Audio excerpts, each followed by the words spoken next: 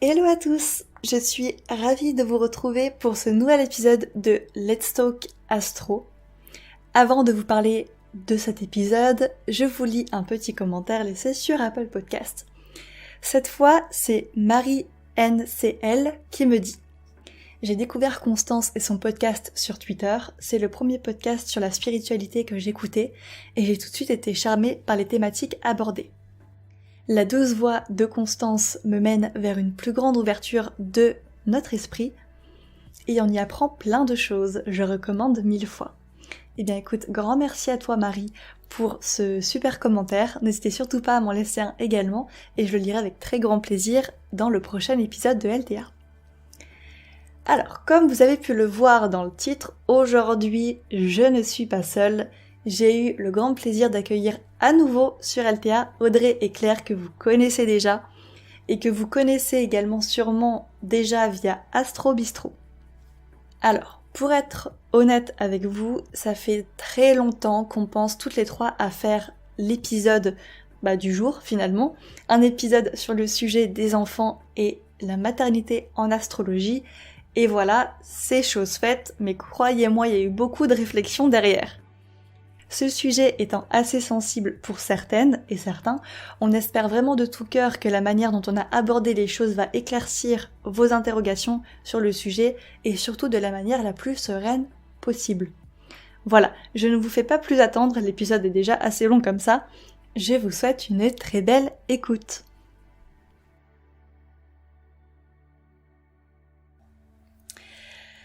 Bonjour Audrey, bonjour Claire, je suis ravie de vous retrouver pour une deuxième fois finalement sur Let's Talk Astro. Avant de commencer l'épisode, dites-moi un petit peu comment vous allez. On va commencer par l'ordre alphabétique avec Audrey.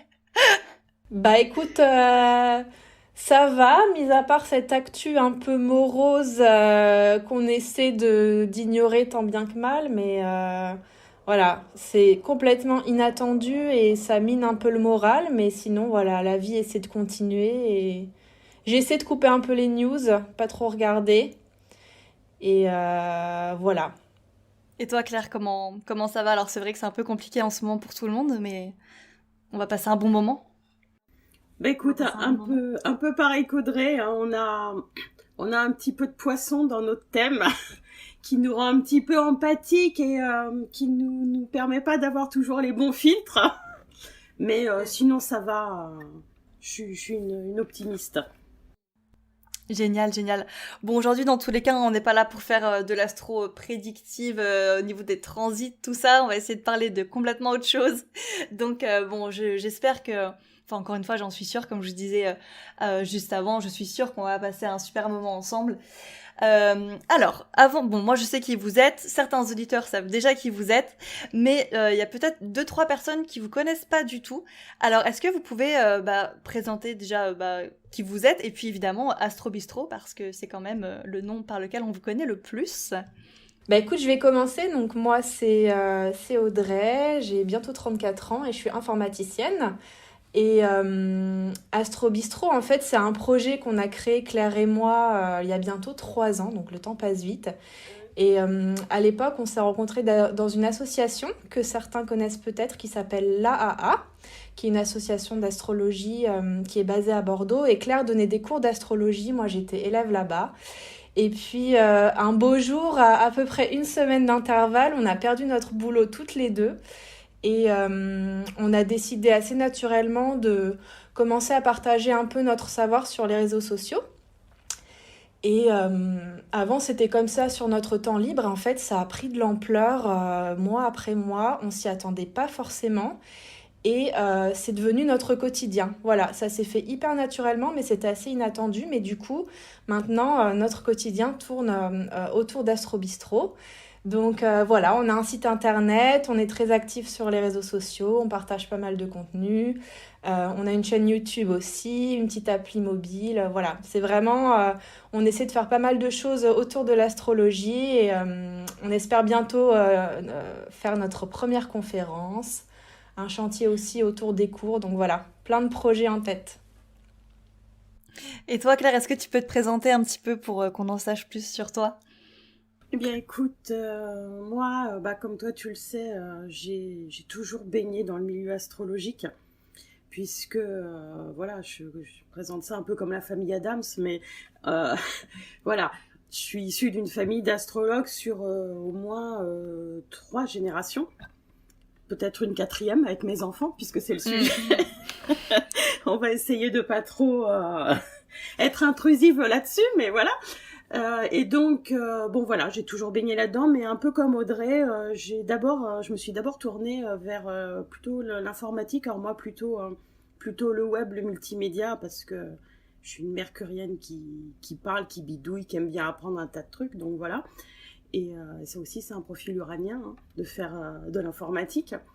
Et puis voilà, et puis comme j'aime toujours apprendre, il y a eu un moment où j'ai eu envie de reprendre l'astrologie. Je suis allée à La Hague, qui était juste à côté de chez moi, parce que les hasards n'existent pas.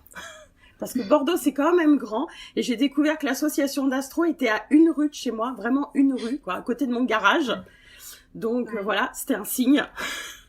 Et puis effectivement, 3 ans après avoir commencé les cours, j'ai eu un licenciement économique. Et puis du coup, je me suis mis à 100% dans l'astrologie. Et j'ai repris un peu le flambeau familial. Voilà. C'est ça. C'est ça.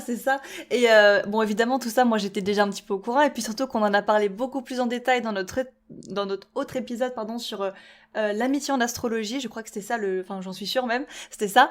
Et c'est vrai que depuis la dernière fois, il s'est passé beaucoup de choses pour vous. Il y a eu l'application quand même, c'est pas rien. Enfin, ça fait 1 an déjà, même un peu plus. Il y a eu l'application, il y a eu les livres. Alors je crois que les livres n'étaient pas encore sortis. Ouais, on les a sortis l'année dernière. Après, Claire, elle a sorti un livre aussi sur la reconversion professionnelle récemment. Et puis, je sais pas ce qu'il y a eu d'autre. On a lancé des offres aussi, des petits astroportraits. Et puis Claire aussi en parallèle, elle donne beaucoup de conférences, elle est prof à Agapé, donc ça bouge beaucoup aussi de son côté. C'est ça bouge beaucoup effectivement, pour vous, et en même temps c'est totalement légitime, hein, pour le coup. Alors aujourd'hui, si je vous ai invité sur le podcast, c'est pour qu'on discute ensemble d'un sujet, j'allais dire un sujet maudit. Non, c'est pas du tout un sujet maudit dans la sphère, mais disons que c'est un sujet qui émeut, qui peut potentiellement émouvoir beaucoup, qui peut toucher beaucoup de personnes dans la sphère. C'est le sujet de la maternité en astrologie. Et donc c'est un petit peu pour ça que je voulais en parler avec vous, parce que moi toute seule j'aurais jamais pu le faire, et puis comme on en discute souvent sur les réseaux et que vous pour en témoigner également en privé, vous êtes quand même la personne qui en parle avec le plus de bienveillance que je connais, et donc forcément je ne pouvais que vous inviter, vous, à parler de ce sujet qui peut être un petit peu délicat, et puis même parfois un petit peu anxiogène. Alors du coup, est-ce que déjà, qu'est-ce que cette question, on va dire, de la maternité en astrologie, elle vous évoque, on va dire, vous, à titre personnel, chacune d'entre vous, qu'est-ce que le sujet de la maternité / parentalité en astrologie vous évoque, j'ai envie de dire. Tu veux commencer, Claire, ou tu veux que je réponde ? Vas-y, je t'en prie, vas-y. Je pense que Claire aussi se reconnaîtra là-dedans, mais voilà, on est toutes les deux mamans et on est passées toutes les deux par certaines problématiques, notamment des problèmes de fertilité, et dans lequel l'astrologie a pu nous épauler. Et c'est hyper naturellement que maintenant, ce savoir, on a envie de le partager, on a envie d'aider aussi des femmes, des couples qui passent par là, et puis voilà, aussi bien sur la fertilité, mais que sur l'éducation des enfants, comment accompagner au mieux son enfant, le comprendre, et parce que nous-mêmes, on passe par là, en fait. Oui, dans tous les cas, c'est vraiment des sujets qu'on va un peu plus aborder aujourd'hui en détail. Claire, qu'est-ce qui t'évoque un petit peu ce sujet comme ça, là, juste en surface, on va dire... C'est la même chose, parce que dans ton sujet de la maternité, il y a à la fois le fait de donner la vie, qui peut angoisser, qui peut inquiéter, ou au contraire paraître étranger à certaines femmes. Nous, on en a beaucoup qui nous disent « j'ai pas l'instinct maternel, je veux pas d'enfant, est-ce que c'est normal ?» par exemple. Donc il y a ce grand inconnu qui est la maternité à plein temps, et puis il y a l'après aussi. Alors, avec Audrey, on connaît bien ça. On est quand même à l'époque aussi des enfants précoces, des enfants hyperactifs, etc., qui sortent du cadre conventionnel, et on a envie de dire que pour ça aussi, on n'est pas vraiment armé. Donc voilà, nous on a eu notre propre vécu, on est passé par ces étapes-là. Et puis on rencontre énormément de femmes, hein, surtout, des hommes aussi, mais quand même plutôt des femmes pour la maternité et la parentalité. Et voilà, et c'est un sujet important pour eux, donc pour nous aussi. Oui, oui, tout à fait. Et voilà, je pense que l'épisode du jour va être beaucoup plus écouté par des femmes, déjà parce que l'audience de LTA, c'est beaucoup plus des femmes. Donc voilà, je pense qu'on va un petit peu plus aborder le sujet du côté, on va dire, des femmes plutôt que des hommes. Donc voilà, bah justement, en parlant de ça, en tant qu'astrologue, est-ce que vous avez des demandes, on va dire, particulières, ou quelles sont les questions peut-être qu'on vous pose le plus par rapport à ça en consultation privée, j'ai envie de dire? Est-ce qu'il y a des questions qui reviennent un peu toujours les mêmes? Tout à fait, ouais. En fait, on a pas mal de demandes sur ce sujet de plus en plus, alors que ce soit pendant des études de thème ou alors même quand on sonde un petit peu notre communauté, surtout sur Instagram. En fait, vraiment, on a beaucoup de personnes qui nous consultent parce qu'elles ont envie de mieux comprendre leur enfant, voilà, de l'accompagner, des questions vraiment focus sur les enfants. Et puis tu sais aussi certaines peurs de l'impact de planètes comme Saturne et Pluton dans le thème. Tu vois, on a eu quelques mamans d'enfants qui sont nés en 2020 avec la conjonction Saturne-Pluton qui nous demandent, bah voilà, quel est l'impact de ces planètes. Ça peut faire un petit peu peur, surtout quand c'est angulaire ou en aspect des luminaires. Donc c'est des questions qu'on a. Après, on a des questions plus, voilà, focus sur les femmes. Donc le désir ou absence de désir d'enfant, l'instinct maternel ou qu'on n'a pas. Également les peurs d'être stérile, peur de faire une fausse couche, peur d'avoir mal lors de l'accouchement ou que son enfant naisse avec une malformation. Toutes ces peurs comme ça, tu vois, liées à la grossesse. Et puis, ces peurs que tu as pu aussi avoir, c'est-à-dire de certains placements qui ont un peu mauvaise presse, comme Saturne est plutôt en 5, voilà, qu'on essaye un petit peu d'expliquer à certaines femmes, voilà, qui veulent devenir maman. Oui, oui, tout à fait. Claire, est-ce que tu as d'autres questions qui te viennent en tête, qu'on t'a déjà posées? C'est vrai que c'est déjà beaucoup, hein, tout ce que tu as mentionné, Audrey. Et oui, en ce qui concerne Pluton en 5, bah voilà, c'est pas un secret, j'ai aussi Pluton en 5, donc je me suis déjà posé cette question. Voilà, j'ai déjà eu aussi quelques sueurs, entre guillemets, qu'on a pu me faire ou que je me suis faite moi-même, en fait, ça aussi.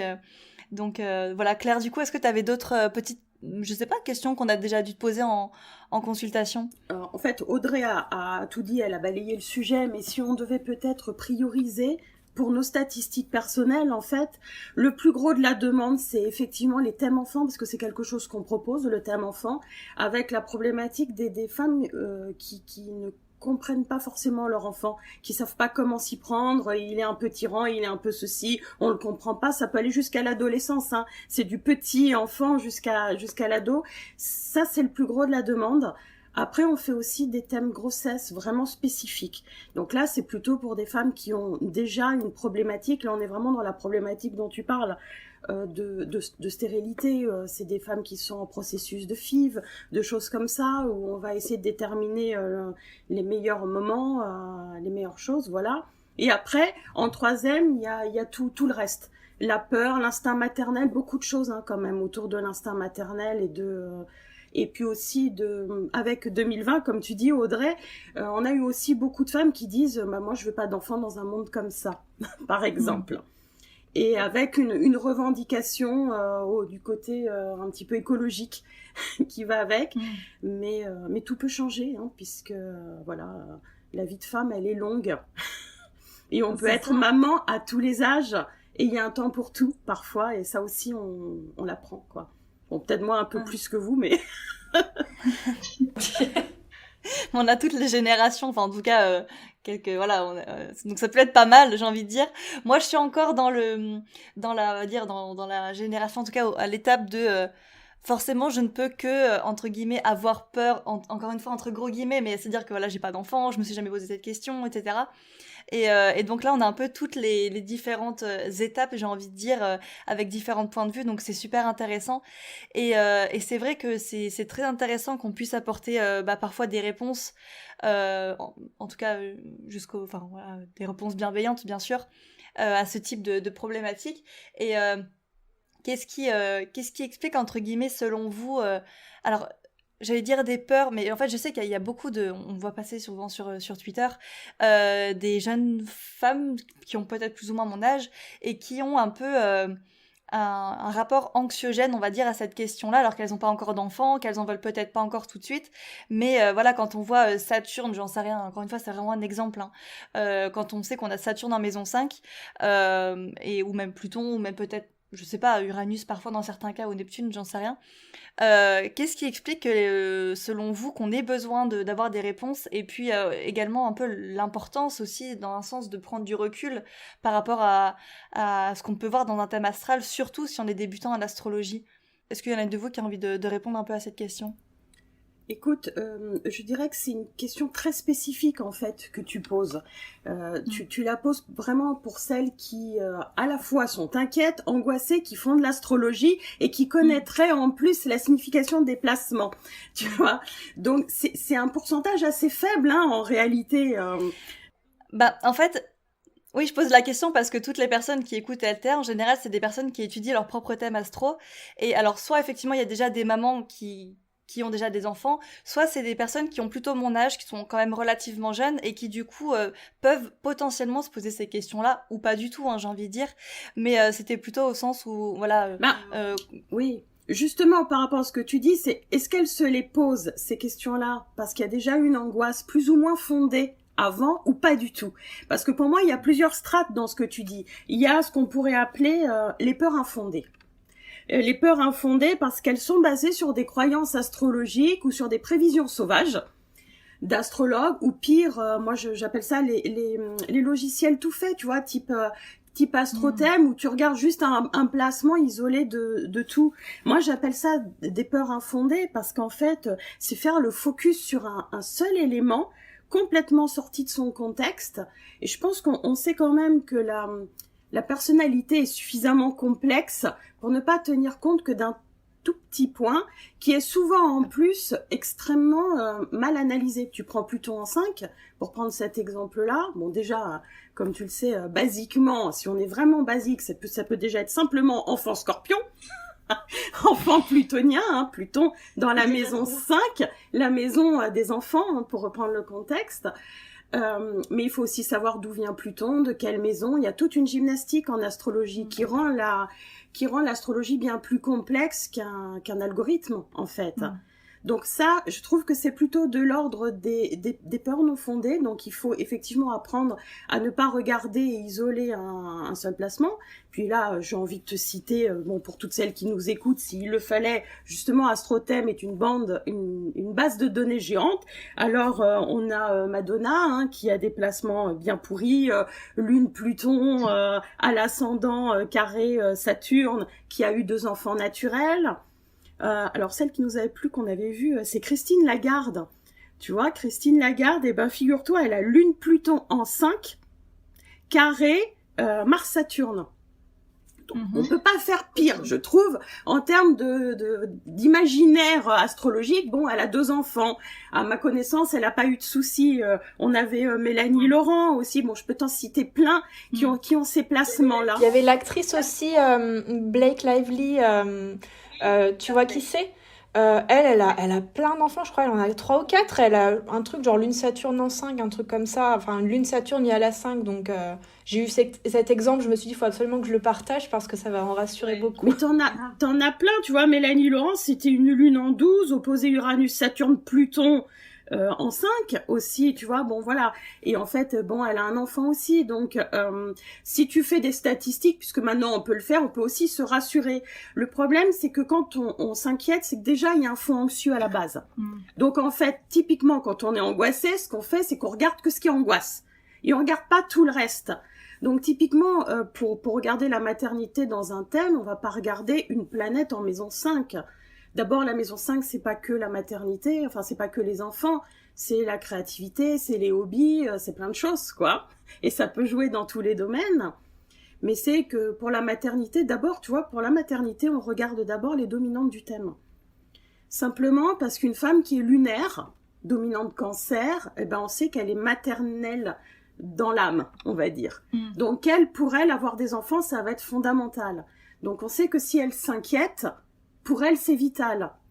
Par contre, si tu as une dominante uranienne dans le thème, tu vois, c'est mon cas, par exemple, la maternité est beaucoup moins essentielle dans la vie. Voilà. Parce que ça va être plutôt une femme émancipée, elle va vouloir plutôt travailler sa sphère socio-professionnelle. Pareil pour des solaires, des saturniens, c'est possible aussi. Donc, l'angoisse liée à la maternité, s'il y en a une, ce sera pas du tout la même que pour la précédente, tu vois. Ouais. Là, c'est vrai que la question que j'ai posée juste avant, c'est un peu genre, j'ai mis un peu la charrue avant les bœufs, j'avoue. Déjà, on va peut-être effectivement commencer par le début, parce qu'on a déjà donné plein d'aspects, plein de placements, tout ça dès le début. Mais je pense que c'est bien aussi qu'on revienne, déjà à la base, comment on voit la maternité en astrologie, c'est un petit peu bête comme question, mais vous, je sais pas si Audrey, tu veux répondre à la question pour reprendre un petit peu tout dans l'ordre, dans un sens. Qu'est-ce qu'on regarde en premier, tout simplement, quand on parle de maternité dans un thème astral? Qu'est-ce que, ça t'évoque, toi? Alors, j'avais laissé ça pour Claire et son savoir très précieux, donc je vais la laisser enchaîner. Bon, comme tu veux, mais enfin, je pense qu'on a dit l'essentiel. Il y a effectivement les dominantes et il y a beaucoup la Lune quand même. Parce que la Lune, c'est la planète de la maternité, de la fertilité aussi. C'est le rapport que l'on a, nous, en tant que femmes, par rapport à notre mère. Donc ça compte aussi, puisque c'est le premier modèle maternel qui existe. Et il a un impact sur les mères que nous serons, ou que nous sommes. Donc la lune en aspect, ce genre de choses, c'est important parce que parfois il y a aussi les lunes qui sont conjointes au nœud sud ou qui sont prises dans des histoires transgénérationnelles. Je dis ça parce que je rebondis sur ce que tu disais, Constance, sur les angoisses. Il y en a qui ne sont pas justifiées, en fait, et on ne sait pas d'où elles viennent. Et quand on ne sait pas d'où elles viennent, parfois, creuser l'histoire maternelle et grand-maternelle, etc., ça peut avoir un sens. Et puis, bien sûr, il y a cette fameuse maison 5, la maison en question, mais son maître également, qui est tout aussi important que la maison. Voilà, et en fait, c'est le cumul de tout ça. Pour reprendre ton exemple, alors j'ai plus ton thème en tête, mais avec Pluton en 5, d'abord c'est un Pluton hyper bien aspecté de mémoire, mais bon, passons. Si par ailleurs tu as une lune Neptune, ce qui était, je crois, ton cas, ça c'est plutôt un élément positif. Donc en fait, on va prendre le cumul de tous ces éléments et pas occulter le positif pour ne voir que le petit truc qui fâche, quoi. Et qu'en plus, voilà. Ça, c'est pour rassurer toutes celles qui le regardent. Alors, je sais qu'il y a aussi un système que moi j'aime bien regarder, entre guillemets, bon, c'est plus à titre indicatif, mais il y a aussi le système des maisons dérivées, je crois que c'est le nom. Donc, maison 5 pour le premier enfant, maison 7 pour le deuxième, maison 9 pour le troisième, si je dis pas de bêtises, et 11, c'est à chaque fois décalé de 3 maisons. Je crois que oui, c'est ça. Normalement, oui, c'est le frère du premier ou du deuxième. Oui, c'est la 3 de la 5, la 3, etc., etc. Oui. Vous utilisez ça comme système? Alors, je crois que Claire, ça marche pas du tout sur toi, non? Alors, je le regarde parce que je trouve ça sympa. Mais c'est vrai que j'utiliserais plutôt une autre méthode. Alors, c'est vrai que moi, ça marche pas du tout. Hein. J'ai 2 enfants et j'ai une fausse couche avant. Donc, même quand je la prends en compte ou quand je la prends pas en compte, ça colle pas super bien. Mais sur d'autres thèmes, ça marche bien. Donc, voilà, j'ai pas d'avis ferme. J'aime bien l'utiliser. C'est vrai que souvent, c'est parlant, mais pas toujours. Par contre, ce qui fonctionne bien, c'est une fois qu'on en a des enfants. C'est-à-dire que moi, la maison 3 de mon premier, tu vois, mon premier, il a Vénus en 3 et son frère est vénusien. Il a une Vénus dominante. Et pareil, si tu regardes le deuxième, il a Mercure et son grand frère est mercurien. Donc en fait, de toute façon, si tu veux, on retrouve toujours les dominantes, que ce soit des parents ou des enfants, dans le thème. Dans ton thème, ta maison 5, comme je disais, si tu as Pluton en 5, tes enfants risquent d'être plutoniens, il y a quand même de fortes chances. Et je sais pas, on en reparlera après pour Audrey, mais moi, ma maison 5, en revanche, elle est très parlante par rapport à mes 2 enfants. Pour le coup, j'ai Jupiter qui est maître de 5, mes 2 enfants ont une lune Jupiter. Ah, c'est trop intéressant ça. Justement, est-ce que vous, votre thème astral, est-ce que on voit vos enfants et si oui, comment par exemple, dans votre maison 5 ou comme ça. Audrey, t'as un petit garçon, si je dis pas de bêtises. Ouais. On voit je sais qu'on voit ton fils dans ta maison 5. Je suis le gros cliché, moi, de la maison 5 parce que ça marche hyper bien en fait. Moi, j'ai Donc j'ai un petit garçon, Marius, et il est Balance ascendant Sagittaire, et en maison 5, j'ai Vénus et Jupiter. Donc Vénus pour la Balance et Jupiter, le Sagittaire, quoi. Donc ça marche hyper bien. Et puis en plus, il est Soleil Balance comme son père, et il est ascendant Sagittaire comme moi. Donc il a vraiment récupéré des deux dominantes de chacun. Mais ce qui est intéressant aussi, et on en discutait encore avec Claire hier, c'est que tu vois, quand t'es enceinte, l'erreur que j'ai faite, je vois Claire qui rigole déjà. En fait, tu peux avoir... Je l'ai fait aussi. Bah, je pense que c'est un peu naturel quand t'es astrologue. Voilà, tu vas aller naturellement regarder un peu le thème des jours qui approchent le terme, même si t'es en tout début de grossesse, pour imaginer un peu, voir quel thème ton enfant pourrait avoir. Et puis, tu vas tomber sur des thèmes avec des énergies qui te plaisent trop, genre lune Jupiter, soleil trop bien aspecté, alors que toi, dans ton thème, t'as une lune pourrie et tu vois. Mais en fait, tu vas voir le thème, tu vas dire trop bien, je suis sûre qu'il va naître là, ce serait génial. Et puis, en fait, ton enfant, il va forcément capter des énergies que le couple a au natal. Donc, tu peux pas fantasmer comme ça sur un thème parfait qui ferait pas écho à ton thème ni à celui du conjoint, parce que ça collerait pas, ce serait pas ton enfant sinon. Et moi, j'ai fait cette erreur. Alors, j'étudiais l'astrologie depuis à peine 1 an, j'avais très peu d'expérience, mais j'avais beaucoup fantasmé sur un thème parfait pour mon fils. Et je me souviens très bien quand il est né, alors ça va peut-être en choquer quelques-uns, quelques-unes, mais l'un des premiers réflexes que j'ai eus, vraiment, c'est de... Enfin, je me souviens encore, il était né il y a à peine 2 heures, je suis remontée dans la chambre, j'ai pris mon téléphone, j'ai regardé le thème direct, et ben ça a été hyper violent pour moi, parce que j'ai vu tout de suite des tensions qui m'ont bouleversée. Et tu vois, enfin, par exemple, je pense à Soleil carré Lune, Vénus carré Mars, Lune opposée à Pluton, à Saturne, Chiron au fond du ciel. Et direct, j'ai vu ça, je me suis dit, ça y est, on va se séparer avec le papa, on va avoir une vie de famille chaotique, ça va le marquer toute sa vie, mais ça a été hyper violent. Et c'était censé être, tu vois, un super moment, on venait d'avoir notre fils, on était tous les trois, et ben ça a tout gâché. Et je me souviens qu'à l'époque, j'étais pas encore très proche de Claire parce qu'on avait vraiment cette relation très prof-élève, voilà, qui se voit une fois par semaine. Et je m'étais retrouvée très seule dans ces tourments un peu, parce que voilà, j'étais très débutante et je m'étais cantonnée à des interprétations très littérales, très anxiogènes de ce que je voyais. Et puis maintenant, voilà, avec du recul et avec tout ce que Claire me transmet et ce que j'apprends, j'ai compris que oui, mon fils, il a soleil carré lune, mais en même temps, moi, j'ai un soleil conjoint lune. Mon mec, il a le soleil opposé à sa lune. Donc, c'est un peu une histoire transgénérationnelle, en fait, une histoire qui s'est transmise. Et ça a du sens parce que c'est une dominante qu'on a chez nous et qu'il a récupérée. Pareil, la lune Saturne. Moi, j'ai une lune Saturne. Mon mec, il a une lune Saturne. Mon frère, mon père, les grands-pères, tout le monde a une lune Saturne. Donc, en fait, c'est pas si catastrophique. C'est juste une histoire dont il a hérité. Donc c'est important pour moi de rappeler ça aussi, qu'on ne peut pas fantasmer sur un thème parfait parce que ce ne serait pas le thème de notre enfant en fait. Voilà. C'est ça, c'est super intéressant. Et ce qui est, encore une fois, limite émouvant, j'ai envie de dire, c'est que, admettons, pendant toute une génération ou plusieurs générations, on avait un aspect qui a été mal vécu potentiellement, où tout le monde avait plus ou moins le même. Et en fait, il suffit d'une personne pour transformer l'aspect dans son côté le plus positif. Et Lune Saturne, ça peut promettre aussi de très belles choses. Et voilà. Claire, ça te parle aussi, j'imagine, cette question avec tes propres enfants, par exemple? Oui, puis bon, moi j'ai fait comme Audrey. Hein. Alors moi, tu vois, pour mon premier, je suis rentrée à la maternité à 20h, on m'a dit c'est pour bientôt, et j'ai accouché à 5h le lendemain. Alors moi, c'est pire qu'Audrey, tu vois. J'avais mon téléphone et je regardais passer tous les ascendants. Non, mais je vais pas redonner l'exemple, mais c'est pareil pour mes enfants que pour Audrey, pour le thème qui reprend l'histoire des parents. Mes 2 garçons, ils ont un soleil en aspect de Neptune, tu vois. Le papa, il est ascendant Poisson. Ils ont tous les deux une lune Jupiter. Moi, j'ai Jupiter angulaire. Bon, voilà.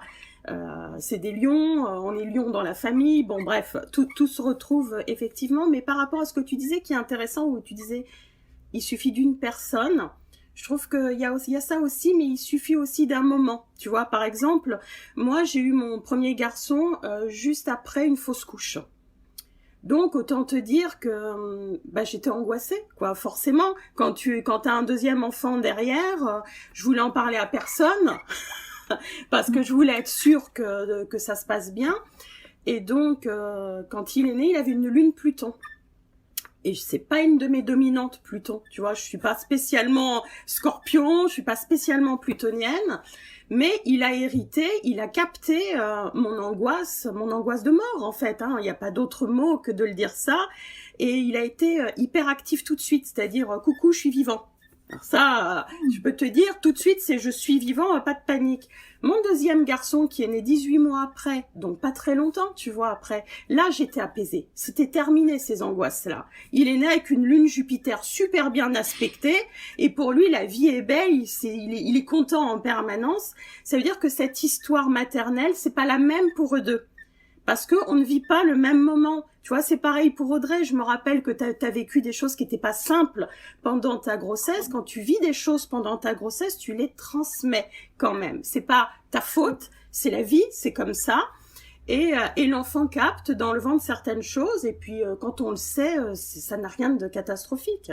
On leur explique, voilà. Puis la vie, c'est comme ça. Mais donc, il y a rien, effectivement, d'inéluctable. Pour reprendre un peu l'exemple que tu disais aussi. C'est ça. Et puis on peut résorber effectivement quelque chose, toute une génération peut se résorber d'un coup, oui. Alors c'est assez drôle l'histoire de tes deux enfants et de voir la différence entre les deux thèmes, tout ça par rapport à toi, où t'en étais mentalement, etc., par rapport à ta maternité. Et c'est assez... Alors c'est pas drôle, c'est pas le mot que je cherche, mais en tout cas dans mon cas, ça se confirme aussi, parce que effectivement ma mère, avant de m'avoir, elle a avorté, je crois.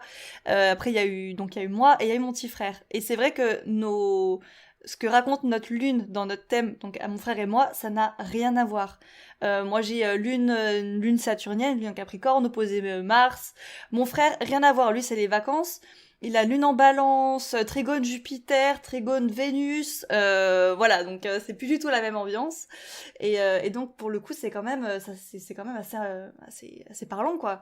Et voilà. Et justement, alors vous l'avez un petit peu dit tout à l'heure, mais dans vos propres thèmes, est-ce qu'on voit justement les signes ou les dominantes de vos enfants, du coup forcément dans cette maison 5, potentiellement, je sais qu'Audrey, voilà, on parlait tout à l'heure de Jupiter, Jupiter-Vénus par exemple, Claire c'est pareil, tu nous parlais de ça, donc on voit du coup effectivement les signes de votre maison 5 dans le thème astral, ou les dominantes, les planètes, dans le thème astral de vos enfants, ouais. Oui, et inversement, j'ai envie de te dire, tu vois, par exemple, moi j'ai une lune Uranus, ma mère est Verseau.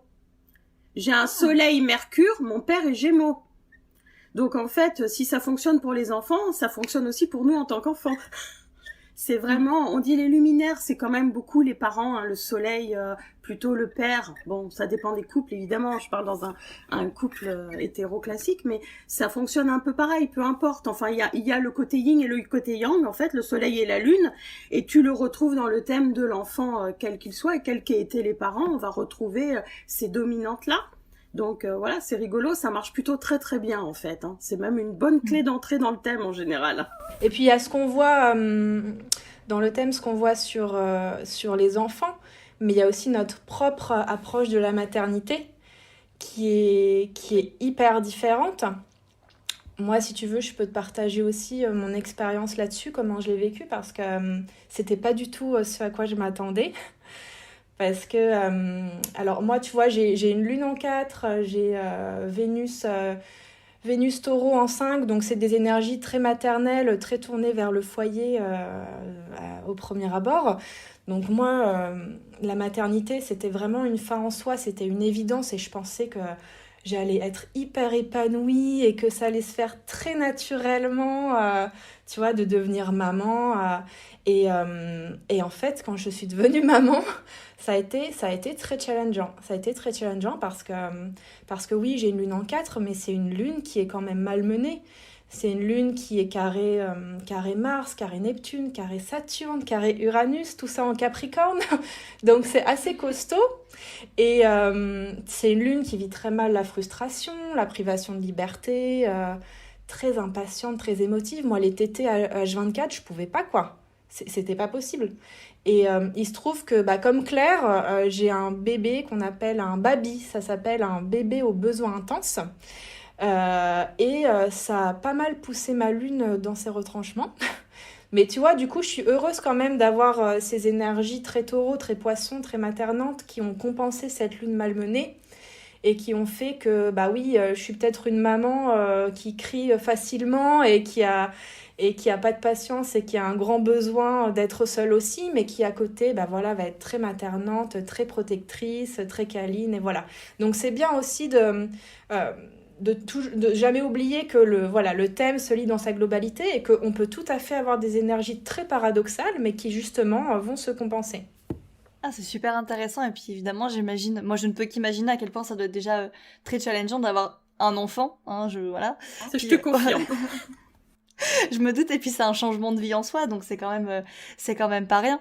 Et est-ce que vous, d'étudier votre propre thème ou d'étudier le thème de vos enfants, est-ce que ça vous accompagne dans leur dans l'accompagnement de leur développement, j'ai envie de dire, dans l'éducation?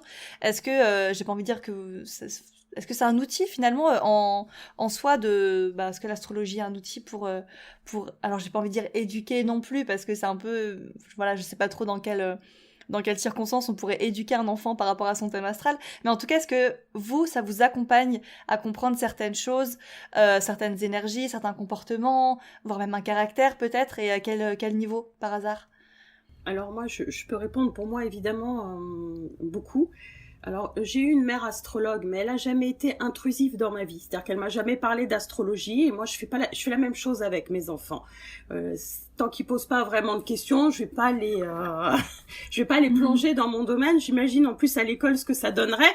Donc, mais oui, pour moi, c'est fondamental parce que l'astrologie, c'est avant tout un outil de connaissance de soi et des autres. Donc l'utiliser avec ses propres enfants, pour moi, si tu veux, c'est lumineux. On parlait hier avec Audrey parce que ça c'est un cas classique, d'une ancienne élève qui était très très taureau, tu vois, mais alors terrienne comme tu peux pas imaginer, genre taureau Capricorne avec la lune en Vierge et Saturne au milieu du ciel, enfin c'est-à-dire le profil terrien. Et elle avait une enfant poisson. Et il n'y a pas plus opposé que ces deux univers-là. Donc elle disait, je la comprends pas. Je comprends pas du tout comment elle fonctionne. Pour moi, il suffit de travailler. Quand on veut, on peut. Tu vois, la terre, quoi. C'est quand tu veux, tu bosses, mon gars, t'y arrives. Et elle, c'était la gamine qui, tu claques des doigts, elle s'effondre. Et elle peut pas, elle est au bout de sa vie. Et ça, c'était pas possible. Donc, justement, connaître les typologies en astrologie, c'est déjà beaucoup mieux comprendre son enfant. Parler son langage. Moi, je dis toujours que l'astrologie, c'est être polyglotte. C'est que d'un seul coup, tu apprends à parler à des enfants et t'évites les projections personnelles. Donc oui, c'est une façon d'éduquer son enfant, d'apprendre à ne pas projeter ses peurs, ses angoisses. On a tous connu le papa qui dit « j'aimerais bien que tu fasses tel métier ou telle chose ». Et ça, justement, on évite de le faire. Et dans la manière d'éduquer, en fonction des dominantes des enfants, c'est complètement différent. Alors moi, je suis un bon exemple. Tu vois, mon premier, il est hyper plutonien, Capricorne, Lion, tu vois, enfin c'est toi, c'est mini toi. Ouais, c'est ça. Et le deuxième, c'est un petit Vénusien Poisson où la vie est belle, tout gentil, tout émotif. Le deuxième, si j'élève la voix, mais il se met à pleurer, il s'effondre et je le traumatise, il se fait 5 ans de psychanalyse, tu vois. Alors que le premier, si je fais ça, mais ma vie est finie. Parce que c'est un gros manipulateur, parce que Pluton est fort, et parce que lui, il a besoin de me pousser dans ses retranchements, de nous pousser. Le plutonien, l'enfant plutonien a besoin de repousser le parent dans ses retranchements, l'oblige à être sévère, à mettre des limites, parce que ça le sécurise. Parce que sinon, il est hyper angoissé. Et comme il est très fort, ça, Audrey, elle peut me le confirmer, les plutoniens, on peut pas leur faire face. Faut trouver une autre manière de faire, l'humour, par exemple, ce genre de choses. Et quand je me fâche, par exemple, je peux pas me fâcher de la même manière avec l'un qu'avec l'autre. Je leur parle pas de la même manière. Et puis aussi, pour compléter, dans le thème, on voit quand même des potentiels. Donc, tu vois, j'ai un enfant vénusien, spontanément, je vais le pousser vers l'artistique, vers des choses comme ça. Je vais pas le forcer, mais je voudrais optimiser, on va dire, des potentiels qu'il pourrait avoir plus tard. et je vais pas insister sur des domaines où manifestement il est martien, il est pas fait pour, quoi. Tu vois, et ça, voilà, ça impacte dans les choix et puis même dans les lacunes pour pouvoir les corriger le plus tôt possible. Et puis le troisième point, le dernier qui est un peu plus délicat, c'est que je vais quand même faire des choix de vie à certains moments en fonction des transits, des déménagements, des vaccins par exemple. Bon, je parle pas du Covid, hein, mais je vais vacciner plutôt à une semaine après qu'une semaine avant, ou pour une opération des amygdales, je vais choisir un moment où le mètre d'ascendant est pas trop malmené, etc., quoi. Donc c'est pas énorme en fait, hein. Ça a l'air d'être maman sorcière, mais c'est pas énorme. Je trouve que ça aide surtout à mieux comprendre son enfant. Ah, mais c'est super intéressant. Et alors pour les plutoniens, pour l'enfant plutonien, moi je suis obligée de prendre des notes, hein. Je me prépare déjà mentalement aujourd'hui. Ouais, mais tu sauras faire. Non, ça va alors, ça va. Audrey, est-ce que tu voulais rajouter quelque chose, vous partagez, voilà. Oui, bah moi c'est un peu comme Claire, je pousse pas, je force pas, mais je teste des choses et par exemple, tu vois, mon fils il est balance sagittaire, donc ce sont des énergies très sociables, tournées vers l'autre et du coup ça a été primordial pour moi qu'il soit en collectivité très jeune. Donc à 1 an je l'ai mis à la crèche et ça s'est hyper bien passé. La rentrée en petite section, moi je me disais oh là là, voilà, c'est la rentrée à l'école, c'était un truc de ouf et en fait, mais ça s'est hyper bien passé aussi. En fait, c'est un enfant que tu mets dans un groupe qu'il connaît pas, il s'intègre en deux. Donc ça aussi, c'est quelque chose qui se voit facilement dans son thème et que j'ai un peu naturellement, je l'ai dirigé vers, voilà, dès que je fais en sorte qu'il soit avec des enfants le plus souvent possible parce que je sais que c'est ce qui le rend heureux. Et puis pareil, un truc tout bête, mais il a un grand trigone d'eau, donc je l'ai mis au bébé nageur très, très vite. Là, il continue la natation, il s'éclate, voilà. Enfin, c'est des petits trucs comme ça. Après, il y a aussi des fragilités. C'est un enfant, c'est une lune cancer, voilà, en tension avec Saturne et Pluton. Il a beaucoup, beaucoup de mal à couper le cordon avec moi. Ça, c'est la grosse problématique et on a tout essayé, hein, pédopsie, coach en sommeil, parce qu'en fait, il n'arrive pas à dormir sans moi la nuit. Et on a essayé plein de trucs. Kinésio, géobiologue, homéopathie, et en fait, rien n'y fait. Et je vois bien la fragilité dans son thème. Je vois qu'il n'arrive pas à la dépasser pour l'instant. Donc, je réponds à son besoin, je prends mon mal en patience et puis il dormira avec moi le temps qu'il faut. Mais aussi, comme c'est quand même une lune en cancer en 7, je veux pas que ce soit genre maman, je t'aime, je veux me marier avec toi, tu vois. Donc, Norman Bates, le retour. Tu vois, je fais en sorte quand même que le papa soit bien présent, qu'il passe un max de temps avec son papa pour essayer quand même qu'il se décolle de moi dès qu'il peut. Tu vois, c'est ces petits trucs comme ça du thème que je suis beaucoup dans l'observation et je teste des choses, mais ça va pas plus loin pour l'instant. Alors après, j'ai un enfant, voilà, mon fils est plutonien comme Claire, donc ça, c'est un sujet presque du quotidien entre nous deux. À part entière. Mais vraiment, hein, parce que moi, je suis comme Claire, je suis pas plutonienne, donc ces espèces de relations comme ça de pouvoir, j'y arrive pas. Et clairement, mon fils prend le dessus souvent sur moi. Et c'est un truc que j'arrive pas à gérer parce que j'essaie d'être méchante, mais ça marche pas. C'est genre, ah ouais, même pas mal, ah ouais, même pas peur, tu vois, enfin... Et puis ça escalade un peu et tu te dis, en fait, il faut que j'aille jusqu'où pour qu'il m'écoute. Et de toute façon, plus j'escalade, ça marche pas, il n'y a rien qui marche. Donc ça, c'est un gros sujet du quotidien. Mais donc Claire, elle m'aide beaucoup aussi là-dessus, du fait que, voilà, c'est un enfant qui est très plutonien aussi et que voilà, il faut faire avec, il faut essayer de s'adapter et trouver les ressources qu'on n'a pas forcément, mais voilà. Non, ce qui me faisait rire, c'est quand tu disais qu'avec sa lune cancer, tu pouvais l'avoir par la nourriture. Ah ouais, ça aussi, bah oui. Le mien, il est mercurien, je peux l'avoir par l'humour. Ah, mais c'est trop drôle. C'est pour contourner le rapport de force. Mais il faut nous donner tous les cheat codes, là, parce qu'il y a des gens qui prennent des notes, hein. Ah ouais, non, mais moi, la bouffe, je crois que c'est le truc qui me sauve, hein. Quand il y a un truc qu'il veut pas faire, genre on est au parc, il faut partir, ou je sais pas, un truc comme ça où on s'en sort pas, la bouffe, ça nous sauve. Tu sais, le sac de croquettes pour chien, ça fait un peu l'image. Non mais attends, mais moi je sors toujours avec un sac rempli de trucs à bouffer. parce qu'il peut faire des crises s'il n'a pas son goûter, ou alors on peut se retrouver coincé, et C'est voilà. trop intéressant. Non, mais c'est ça, c'est comme je disais, je suis sûre qu'il y a des gens qui vont prendre des notes là derrière. Et ça me fait penser, alors, pour toi, Audrey, c'était la nourriture, mais moi, quand j'étais fille au père en Nouvelle-Zélande, donc je m'occupais de 2 enfants, donc alors, j'ai plus leur thème, malheureusement, mais ça me fait rire parce que eux, ce qui leur détournait, on va dire, leur attention quand il y avait un petit moment de crise comme ça, typiquement, j'avais pas fini de faire à manger, ça commençait à partir en live, ça m'est déjà arrivé, alors, ça m'est arrivé une fois par hasard et je me suis dit, oh mon dieu, j'ai trouvé le cheat code, malheureusement, j'ai envie de dire, ils sont tombés sur un clip d'une musique sur YouTube, et d'un coup, ils étaient obnubilés parce que c'était super coloré et tout. Bon, alors évidemment, là, c'était une musique quand même relativement adaptée, j'ai envie de dire. Mais je les ai vus tous les deux, genre, omnibulés par la couleur. C'était 2 signes d'air, je crois. Donc, et je me demande s'il n'y avait pas une balance dans l'histoire. C'était pas Gémeaux et Balance, je crois, je sais plus, mais il me semble que c'était ça. Et donc, ce côté très esthétique, c'est ça qui l'a un peu captivé pendant 30 secondes. Et je me suis dit, oh, vite, faut que je termine ce que j'ai à faire. Hop, et après, je retire la tablette. J'ai trouvé. Non, mais ça marche bien, ça, en plus. Ah bah ouais. Ouais. Donc, du coup, on pourrait imaginer que pour je sais pas, un enfant en Lyon, ce serait...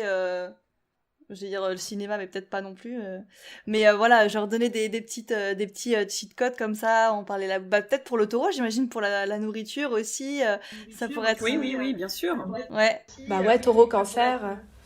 Bon, alors là, je vois que le temps commence un petit peu à défiler. Ça fait dire 45 minutes. J'ai l'impression que ça fait 15 minutes qu'on parle. Bref, alors là, je vais aborder un point qui est. En fait, je me permets d'aborder la question parce que vous avez déjà fait une vidéo un petit peu sur le sujet de la maternité sur YouTube, et vous avez abordé un sujet qui est un petit peu difficile, et ça fait un petit moment qu'on réfléchit au fait d'aborder la question de la stérilité, parce que c'est une question qu'on pose souvent, enfin qu'on vous pose, j'imagine souvent, et c'est vrai que c'est une question quand même assez anxiogène peut-être pour certaines, ou bref, voilà. Et donc, moi, je voulais quand même vous poser la question de savoir comment vous abordez la question avec vos clientes finalement, et quel type de questions, comment on peut aborder les choses quand on a un thème qui tend vers ça, où on pourrait avoir des indicateurs ou peut-être même des peurs là-dessus. Alors, je veux bien répondre parce qu'effectivement, encore une fois, il y a différents profils. Je crois que l'essentiel, c'est vraiment déjà d'échanger avec la personne. C'est quand on a une problématique, hein, on va reprendre ce terme-là quand même, de stérilité, quelle qu'elle soit, ou de difficulté à la maternité. Faut surtout pas se fier, on l'a dit, aux algorithmes, à ce qu'on lit, etc., parce qu'on va s'angoisser encore plus. C'est intéressant d'échanger parce qu'il y a... je vais stéréotyper, mais il y a 2 types de profils. Il y a les angoissés, effectivement, celles qui ont peur de faire des fausses couches, que ça se passe mal, qui ont peur d'avoir mal, enfin, toutes celles-là où c'est difficile. Elles ont fait plusieurs fausses couches, j'en ai beaucoup. J'ai déjà fait 3 fausses couches, donc l'angoisse, elle est de plus en plus forte à chaque fois. Celles-là, en général, alors... Le conseil, c'est déjà, on creuse beaucoup la relation à la mère, parce que dès qu'il y a de l'angoisse, c'est quelque chose d'un peu inconscient, un peu archaïque. S'il n'y a pas d'explication, faut être clair, s'il n'y a pas d'explication médicale à la stérilité, parce que évidemment, si t'es stérile et que t'as pas d'utérus, là, il y a rien à dire. Bon, mais dans le cas où il y en a pas, c'est toujours intéressant de creuser le relationnel à la mère et de voir un peu ce que tu disais, Constant. Je trouvais ça intéressant sur ta mère qui avait fait une fausse couche avant. C'est de creuser, pour nous ça nous paraît loin, mais de creuser ce que nos propres mères ont vécu quand elles étaient enceintes. Est-ce qu'elles voulaient un enfant? Est-ce qu'elles étaient angoissées? Est-ce qu'elles ont vécu quelque chose de problématique, etc. Toutes ces questions-là, parfois, tu n'imagines pas les déclics qu'il peut y avoir chez certaines femmes que l'on voit quand elles interrogent leur mère, qui disent qu'effectivement, à ce moment-là, il s'est passé ça. Alors, je dis pas que c'est le déclic qui lève tous les blocages, mais d'un seul coup, on comprend aussi d'où ça vient, que c'est pas forcément notre faute, que c'est pas le sort qui s'acharne, qu'il y a peut-être quelque chose qui a été transmis. Donc, effectivement, un petit travail introspectif, parfois, peut débloquer bien des choses. Et après, il y a celles qui ont des difficultés, je dirais, réelles. C'est-à-dire, ça fait longtemps qu'elles essayent. Alors, quand je dis longtemps, il y a les martiennes qui me disent toujours, ça fait 6 mois... Je dis pas ça pour toi, Audrey, bien sûr. Mais j'en ai qui me disent, ça fait 6 mois qu'on essaye et ça marche pas. Je voudrais faire un parcours PMA. Bon, voilà, c'est parfois, je sais, c'est difficile pour un martien, mais parfois il faut attendre, dit le taureau. Donc, il y a celles qui essayent depuis plusieurs années, on va dire, allez, mois, années, et ça ne fonctionne pas. Alors là, en général, c'est un échange vraiment qui est basé sur, déjà rien que sur les transits, c'est que peut-être simplement, c'était pas le bon moment. Tu vois, on parle aussi des âges planétaires, le thème, il vit tout le temps. Donc, on parle de la lune Saturne en 5, c'est quand même fréquent, j'ai pas les statistiques, mais c'est vraiment dans l'expérience très fréquent d'avoir des enfants de la trentaine. Ça veut pas dire qu'avec lune Saturne ou Saturne en 5, on n'a pas d'enfants avant, c'est possible. Mais on atteint la maturité, on dit, psycho-affective vers 29 ans, 30 ans. D'ailleurs, Audrey, avec, son fond saturnien, 29 ans, 30 ans, c'est le premier enfant. Donc, c'est le bon moment. Et quand on a une lune Uranus, tu vois, comme moi, et que c'était pas essentiel d'avoir des enfants avant, tu peux les avoir. Alors, soit à 21 ans, c'est toujours les cycles d'Uranus, soit à 27, soit 42 ans, même si ça paraît loin. Et avec Uranus aussi, ce qui est intéressant, c'est que tu peux avoir des grossesses qui sont pas naturelles. Soit on a pris des hormones, soit c'est la PMA, c'est le côté d'Uranus un peu spécialisé, il peut y avoir aussi ça. Et c'est aussi quand on ne s'y attend pas. Donc, autant te dire que l'Uranien qui dit « je voudrais avoir un enfant maintenant », parce que c'est là que ça m'arrange, c'est pas maintenant qu'il va l'avoir. C'est pile poil quand il aura une proposition d'emploi ou je sais pas. Pour déménagement ailleurs. Mais j'ai eu énormément de femmes, si ça peut en rassurer certaines, parce que vraiment j'en ai eu plusieurs, et ma mère aussi. Je reporte à une génération au-dessus parce que ma mère, elle fait énormément de thèmes de FIV, d'enfants, c'est une de ses spécialités, elle était psychologue avant. Et en fait, le nombre de femmes qui ont des aspects uraniens, lune Uranus, et qui ne peuvent pas avoir d'enfants, parfois, qui te disent j'ai les trompes bouchées, enfin un truc qui paraît médical, et qui sont dans des parcours de PMA depuis longtemps, et quand elles abandonnent, qu'elles arrêtent, qu'elles disent maintenant tant pis, j'en ai fait le deuil, et elles tombent enceintes. Parce que d'un seul coup, mentalement, t'as lâché prise. Parce que quand t'es omnubilé par la peur, et par le fait qu'il y a un problème, tu te mets une pression. Alors c'est pas notre faute, c'est l'inconscient qui est là. Et à partir du moment où tu acceptes la possibilité que tu n'en aies pas, ce qui n'est pas forcément évident pour tout le monde, mais c'est un deuil à faire, et parfois d'un seul coup tu as tout lâché prise et paf, ça vient naturellement. Et je le dis parce que j'en ai eu vraiment plusieurs, tu vois, où ça s'est passé comme ça. Je dis ça parce qu'il y en a une qui m'avait vraiment marquée parce qu'elle m'avait dit elle avait demandé un thème au début, pas du tout un thème, elle parlait pas de la maternité, c'était un thème. Et je regarde les aspects, puis t'avais vraiment tous les aspects de la maternité, quoi. Des super transits, puis les classiques de Jupiter, la lune progressée, tout ce que tu veux. Tous les marqueurs étaient là, puis elle avait 40 ans, 41 ans, tu vois, uranienne bien sûr. Et je lui demande, avant de dire un chose, je lui fais mais vous un enfant, ça vous tente? Ah je peux pas. J'ai les trompes bouchées, toi. C'était ce cas-là. Donc, médicalement, on m'a dit, je suis stérile, je n'aurai pas d'enfant. Je dis, ah bon? Parce que là, vraiment... Alors, je suis passée sur autre chose. Et en fait, un an après, j'ai reçu un faire-part de maternité et elle était tombée enceinte à cette période-là, avec ses trompes bouchées. Donc, il n'y a pas toujours de miracle sur la science, bien sûr. Mais voilà, ce que je peux dire pour la stérilité, c'est que parfois, il y a un temps pour tout. Et c'est intéressant de voir les super transits qui se sont passés avant, où la femme aurait pu tomber enceinte. Pour voir qu'est-ce qui s'est passé à ce moment-là. Pour pouvoir voir quels sont les prochains et les moments où il vaut mieux essayer de faire une FIV. Il y a des moments où c'est mieux que d'autres. Donc, on va essayer de les faire à cette période-là. J'ai envie de dire que tant qu'on peut, il y a toujours des solutions, quoi. Voilà. Ah, mais c'est super intéressant et ça me faisait penser à deux choses. Déjà, ça me fait penser, je crois que c'était Catherine de Médicis, j'ai un doute, mais il me semble que c'était elle, qui pendant des années a essayé d'avoir des enfants. Et je crois en 12 ans, elle a eu 10 enfants, je crois. Enfin, ça s'est débloqué d'un coup et c'était quand même assez impressionnant. Et puis, tu sais, tu parlais un petit peu de cette notion de, voilà, pendant longtemps, on n'a malheureusement pas d'enfants alors qu'on voudrait en avoir. Et du coup, il y a cette espèce de peur et d'anxiété qui monte à juste titre finalement, et puis c'est une fois qu'on lâche prise qu'on l'a, et c'était assez intéressant à mettre en parallèle avec ce que vous disiez tout à l'heure quand on disait qu'on pouvait transmettre notre état d'esprit à notre enfant. au sens où si effectivement la personne avait eu peut-être un enfant à ce moment-là, peut-être qu'elle aurait transmis une énergie assez anxiogène à son enfant, qu'il l'aurait peut-être vécu, etc. Complètement. Audrey, tu voulais rajouter quelque chose par rapport à cette question ? Non, mais ça me parle vachement ce que tu dis parce que, tu vois, moi, ma maman, mes parents, avant de m'avoir, ont perdu une petite fille à 2 mois de mort subite. Et moi, j'ai un thème en bol avec une belle opposition Vénus-Pluton sur l'axe 5-11 qui, pour moi, est juste le reflet de cette histoire et cette anxiété dont j'ai hérité parce que ma mère est tombée enceinte 2 mois, 3 mois, 4 mois après avoir perdu son bébé et je pense que j'ai flotté dans cette peur qu'elle me perde aussi.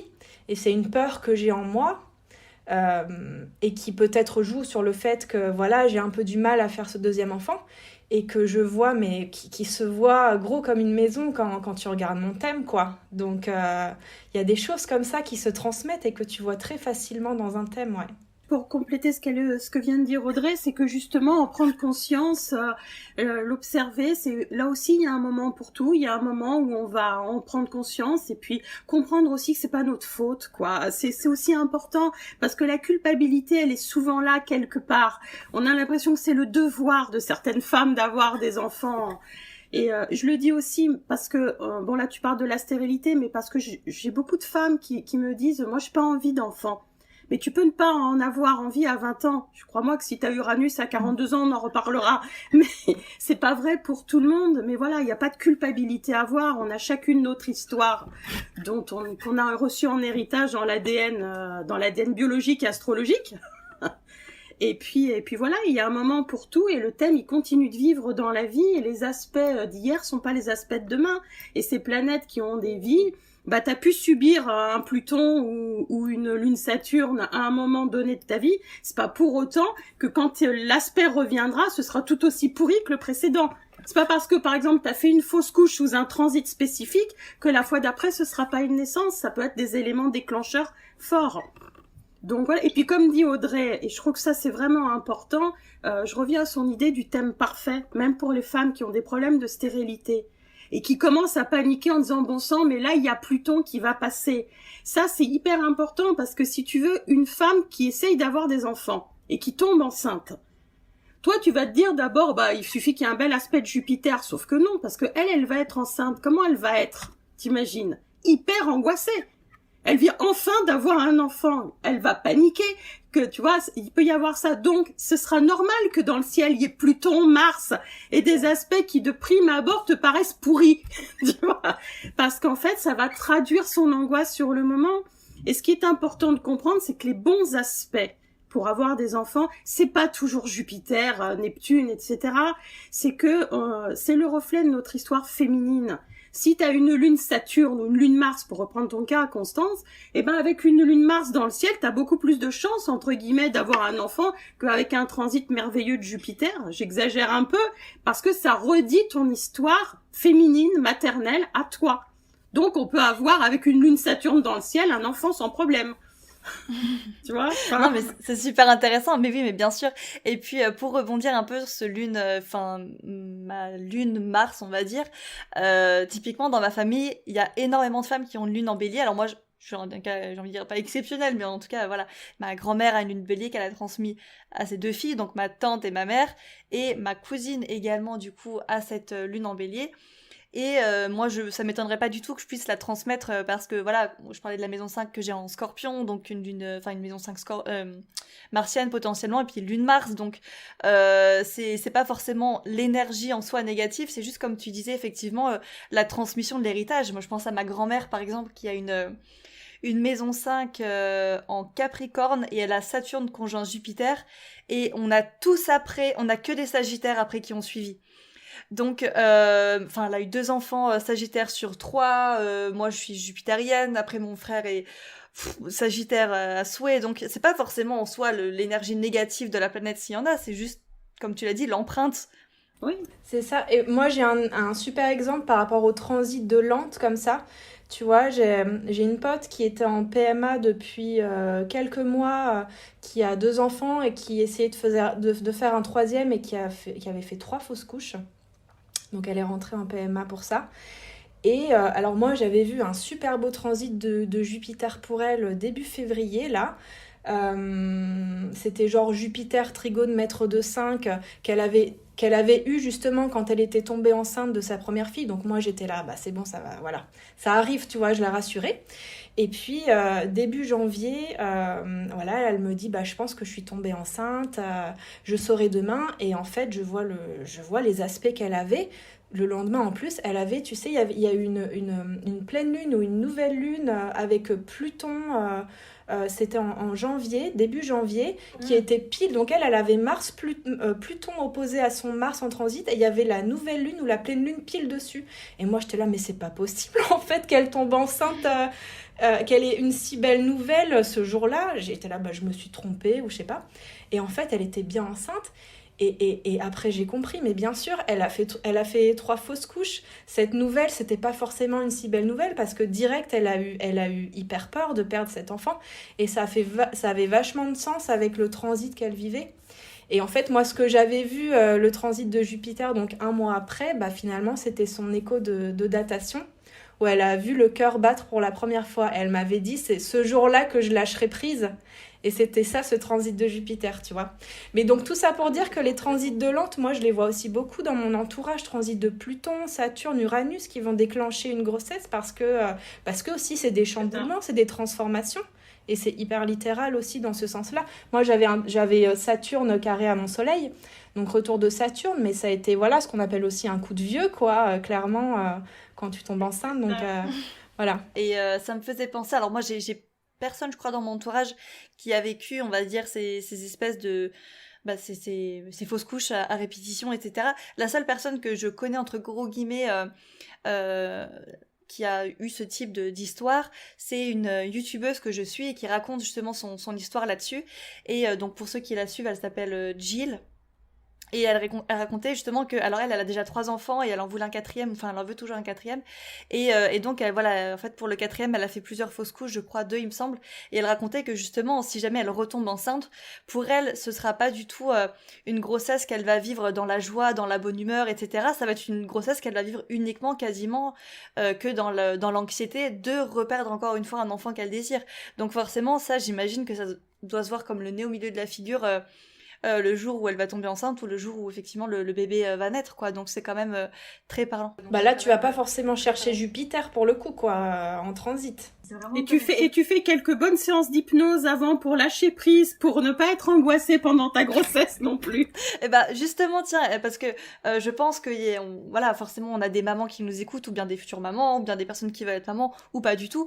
Est-ce que justement vous avez des petits conseils comme ça à donner, soit à des mamans qui sont dans l'astrologie, pour peut-être ne pas être anxieuses par rapport au fait de voir certaines choses dans le thème de leurs enfants, ou bien juste des étudiants en astro et qui, voilà, pour ne pas être dans la peur ou dans l'angoisse, ou bien voilà, des conseils que vous avez à donner à des étudiantes en astrologie pour bien appréhender cette question potentiellement de la maternité pour celles qui veulent des enfants.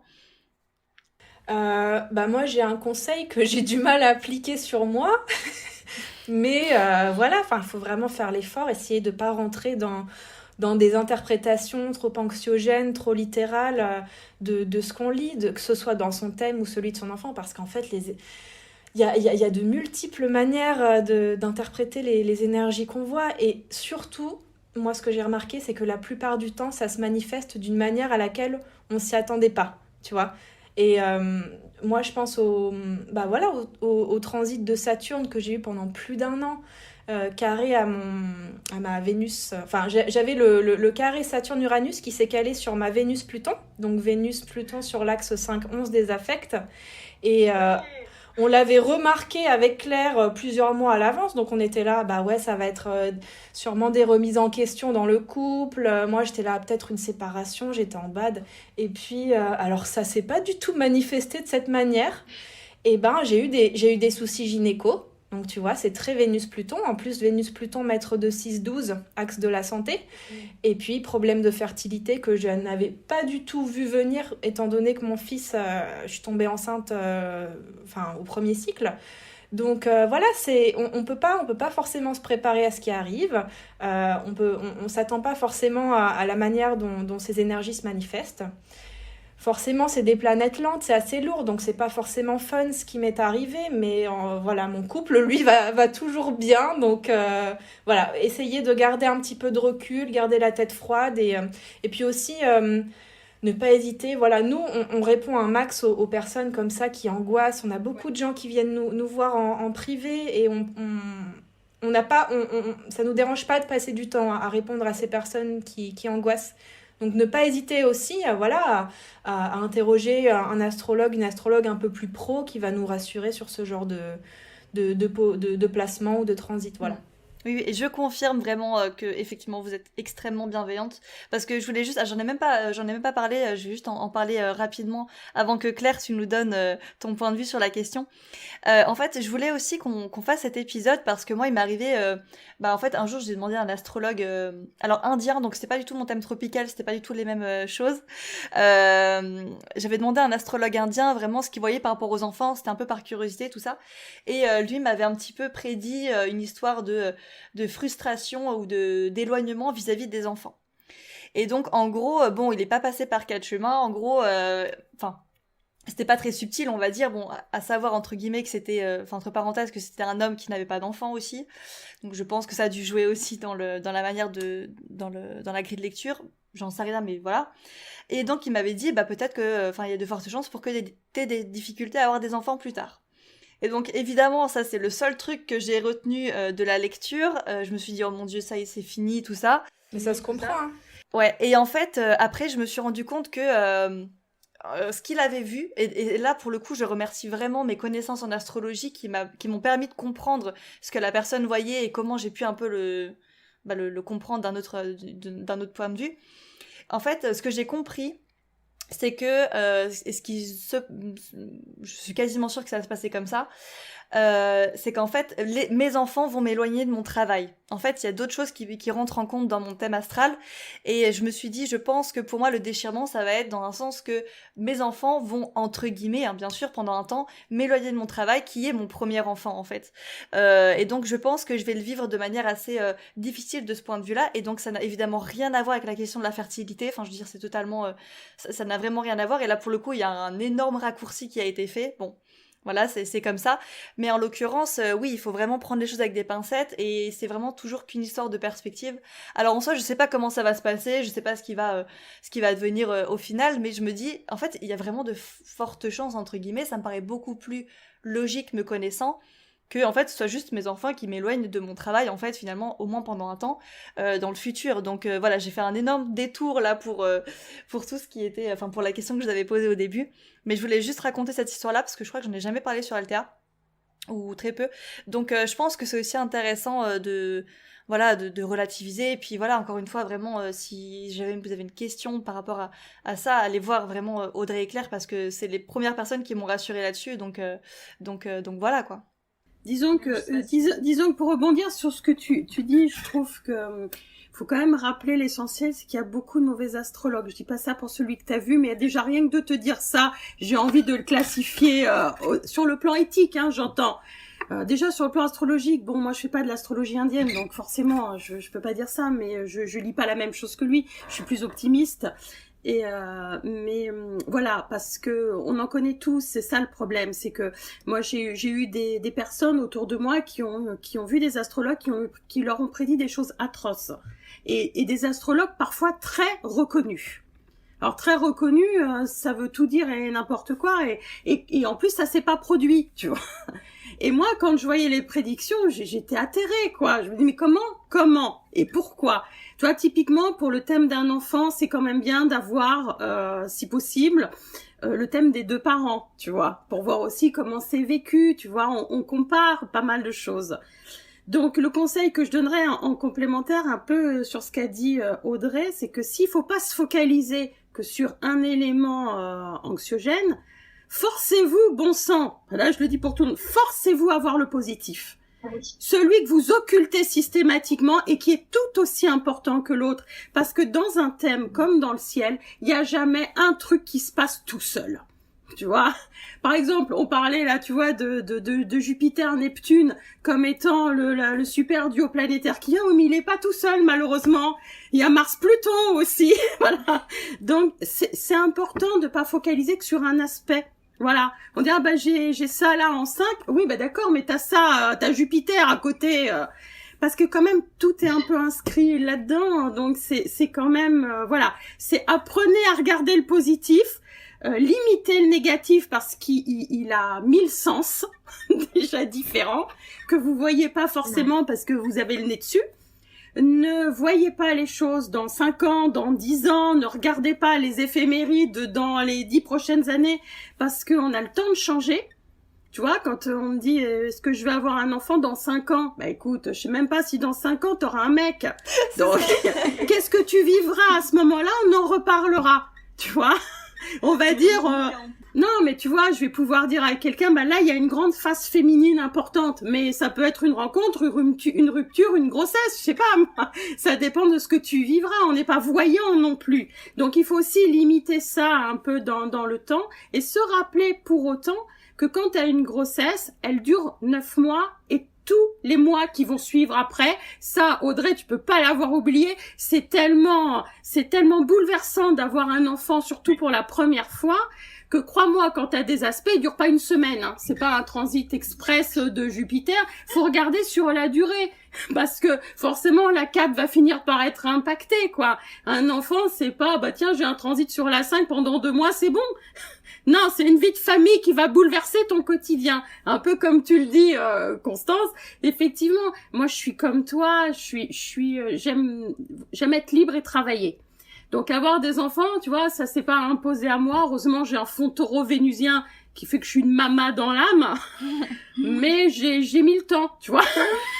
J'ai mis le temps pour les avoir parce qu'il fallait que je sois libre avant, que le couple soit solide aussi, que je me sente pas trop d'attache, quoi.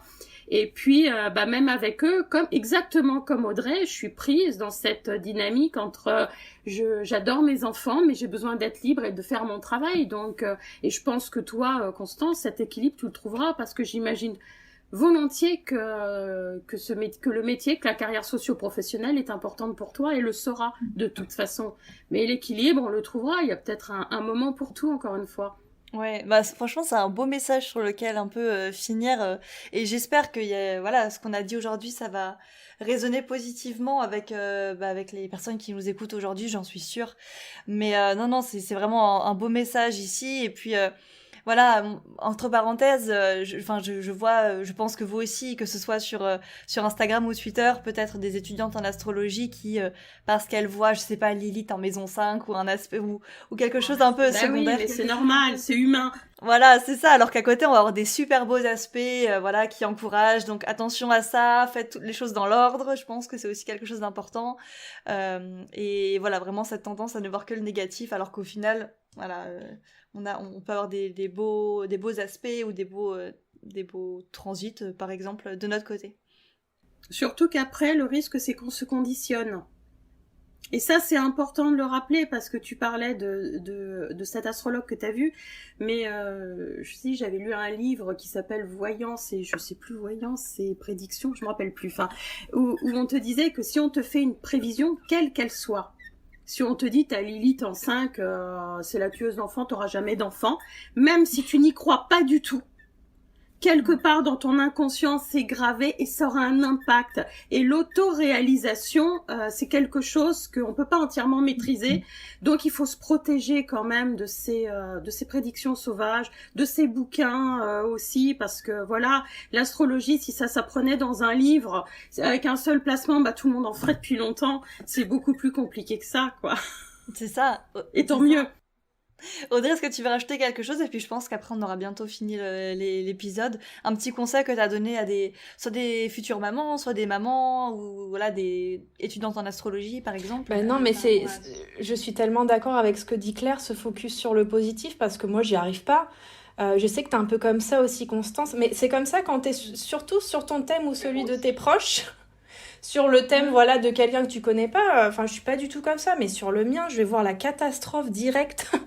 Et c'est hyper dur. Alors que tu vois, moi, je suis focus sur la Lune, Lune Saturne, Lune Pluton de mon fils, alors qu'il a aussi un grand trigone avec Lune, Vénus et Neptune, tu vois. Donc, mais ça, je vois pas. Ça, c'est occulté. Mais donc voilà, vraiment faire l'effort là-dessus. Enfin, moi, c'est mon plus gros problème et c'est ce à quoi j'encourage les gens de faire, quoi. Parce que c'est cette phrase que me dit Claire souvent. À partir du moment où tu t'intéresses à l'astrologie, où tu l'étudies, c'est un peu trop tard. Soit tu continues, tu te formes, tu fais des études de thème, t'échanges avec les gens pour voir à quel point il y a différentes interprétations possibles, soit t'arrêtes si tu vois que vraiment ça devient trop anxiogène pour toi. Voilà. Donc ça aussi, c'est un bon conseil. Ah, mais ça, honnêtement, j'aurais pu faire un épisode entier là-dessus. Mais oui, l'astrologie, c'est vraiment la boîte de Pandore. Et une fois qu'on sait, on sait. On peut pas désavoir. Enfin, genre, et donc ça, il faut vraiment bien, justement, le conscientiser avant de se lancer. Quand on voit un thème, on peut voir, bon, là, on va repartir pendant 1 heure, donc on va pas non plus, voilà. Mais quand on voit quelque chose dans le thème d'un proche, on le voit et on le sait. Donc, oui, effectivement... faites bien attention et voilà, protégez-vous quoi d'un point de vue mental, tout ça, santé mentale, bref, tout ça. Bon, je pense qu'on aura fini pour aujourd'hui, ça fait déjà plus d'1 heure qu'on enregistre. Dites-nous un petit peu avant de finir où est-ce qu'on vous retrouve, si vous avez des actualités ou des nouveautés qui vont bientôt sortir pour vous, racontez-nous un petit peu. Oui, bah alors vous pouvez nous retrouver donc sur Instagram, Facebook, Twitter, YouTube, vous tapez Astro Bistro attaché, vous allez nous trouver très facilement. On a aussi un site internet astrobistro.com sur lequel on a des articles, on a toutes nos offres, on retrouve nos vidéos aussi, nos livres aussi en vente. Donc on a des livres sur les signes astrologiques et des prévisions par décan jusqu'à 2030 et le livre de Claire sur la reconversion professionnelle. Et niveau actu, bah écoute, voilà, on espère lancer notre première conférence tout bientôt. Et puis on a quelque chose qui sort à la rentrée de septembre, on ne peut pas en parler encore pour l'instant, mais je pense qu'on commencera à teaser un peu sur les réseaux sociaux bientôt, voilà. Et bien sûr les cours, ça c'est un gros chantier, on aimerait bien commencer à donner des cours, c'est très très très demandé par notre communauté, donc voilà, c'est un chantier qu'on veut mettre en place absolument. Oui, ça c'est important, je pense, pour nous. Trop bien. Bah évidemment, quand ce sera lancé, on en parlera évidemment. Enfin, j'en parlerai évidemment de mon côté, c'est une évidence. Et puis peut-être que j'en ferai partie aussi. Alors voilà, moi je vais bien suivre comme d'habitude. Mais bah écoutez, grand merci à vous pour cet épisode très enrichissant, j'espère. Et vraiment, la discussion a été vraiment passionnante. Et bon, j'espère que les auditeurs ont retenu des choses et puis voilà, se sont amusés avec nous autant que nous. Donc voilà, grand merci à vous et à très vite du coup. Merci à toi. Merci à toi. Et voilà, merci pour votre écoute. J'espère que cette conversation vous a plu. Si jamais vous souhaitez retrouver Claire et Audrey, n'hésitez surtout pas à jeter un coup d'œil à la description de l'épisode, tous leurs liens y seront. Si vous souhaitez soutenir le podcast, n'hésitez pas à le partager ou à me dire si l'épisode du jour vous a plu en commentaire Apple Podcast. Nous, on se retrouve très vite et je vous souhaite une excellente journée. Salut!